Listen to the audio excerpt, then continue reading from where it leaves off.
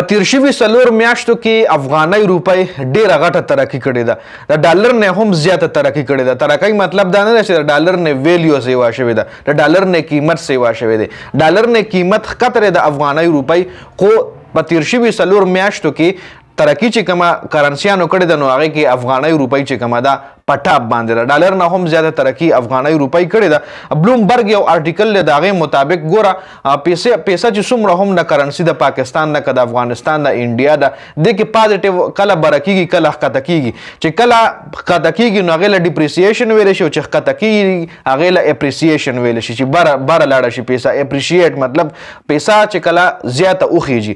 نو اوس افغانۍ روپۍ چې کوم ده هغې کې اپریسیشن چې کوم ریټس دی هغه 9% راغلی دی. افغانۍ روپۍ 9% د هغې ریټ چې کوم دی سیوا شوی دی، د هغې مطلب قدر په هغې کې 9% زیات شوی دی او په ټاپ باندې ده. په ایشیا ملکونو کې افغانۍ روپۍ په تیر شویو څلور میاشتو کې ډېر زیات ترقي کړې ده، ډېره زیاته ترقۍ. خو تاسو له ما د ویډیو سټارټ کوي ترقۍ مقصد دا نه دی لکه مطلب ویلیو د ډالر نه کمه ده خو ترقي یې کړې ده. که تاسو د انډیا کرنسي وګورئ، د پاکستان وګورئ او د افغانستان وګورئ، نو په دې دریو ملکونو کې د افغانستان کرنسي د انډیا نه هم اوچته ده او د پاکستان نه خو ډېر مخکې اوچته شوې وه جي. نو افغانستان اوس داسې کم لایحه عمل د هغوی حکومت د هغوی طالبان چې کوم حکومت دی ای داسې کم پلاننګ کړی چې پرې خپله کرنسي داسې اوچته کړه. په دې باندې هم په دې ویډیو کې خبره کوو جي.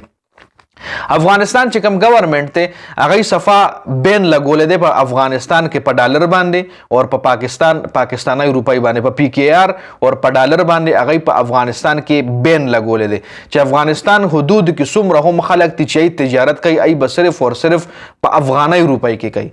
الته به بله کرنسي وایي تاسو نه استعمالوئ. افغانستان کې دننه که تاسو څه اخلی ټریډ کوئ څه نور داسې خرید و فروغ کوئ نو اب صرف او صرف په افغانۍ روپۍ اخلی. نور هغې کې په پی کې آر هم بند شوی دی او ډالر هم بند شوی دی. دا حکومت چې کوم دی چې کله راغو حکومت د افغانستان حکومت نو ټول نه پیله بین په ډالر او په پی کې آر په افغانستان کې ولګولو، ځکه هلته به ډېر زیات ټریډ چې کېدو نو په پی کې آر پاکستاني روپۍ کې کېدو او په ډالر کې به خو زیات ټریډ هلته کېدو. نو چې کله راغه ډالر او پی کې آر بیخي په افغانستان کې بند کوئ صرف افغانۍ روپۍ به استعمالوئ. که هر څه اخلی د هغې دپاره به تاسو افغانۍ روپۍ استعمالوئ. نو د دې په وجه باندې د افغانۍ روپۍ مانګ سیوا شو، د افغانۍ روپۍ ډیمانډ سیوا شو. نو د افغانستان خلکو صرف او صرف افغانۍ روپۍ استعمالول شروع کړل جي. نو دا روایات چې کوم دی دا قانون چې کوم دی د افغانستان حکومت کنټینیو ساتلی دی. نو د هغې په وجه باندې افغانۍ روپۍ مطلب ویلیو سیوا شوې ده.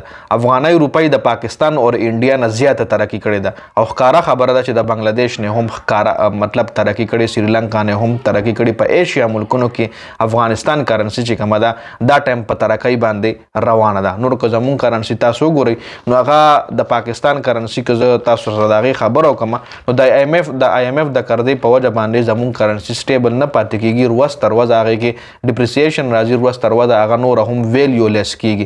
او راتلونکي چې کوم پریډکشن چې کوم ماهرینو کړی دی نو سپتمبر میاشت کې کېدی شي ډالر ریټ چې کوم دی نور هم په پاکستان کې وخیږي. نو افغانستان مخ په ترقۍ روان دی. دا د بلومبرګ آرټیکل مطابق څه اهم خبرې وي تاسو سره مې ډسکس کولې. د ویډیو کتلو زیاته مننه جي. والسلام.